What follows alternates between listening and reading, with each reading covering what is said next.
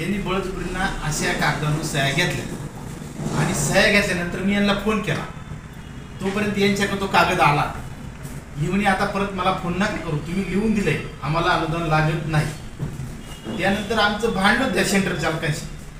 मग आमची 10 तारखेला कॅबिनेटमध्ये मिटिंग झाली. त्या मिटिंगला योगायोगाने सागर भाऊ आणि मी हजर होतो. म्हणजे एस आर थोरात पण होते. ते एस आर थोरात मी डायरेक्टली मंत्री महोदयांसमोर मी उठलो तिथं आणि म्हणलं एस आर थोरातनं असं लिहून घेतल्यामुळं आमच्या गावचे तिन्ही सेंटरचे लोक वंचित राहिले अनुदानापासून. तर तिथं मंत्री महोदय ते थोरात साहेबांना बोलले तर ते ह्या लोकांच्या अनुदानाचं पहा. 10 तारखेपासून पुढे पळापळ चालू झाली. 10/7 पासून पुढे पळालेली.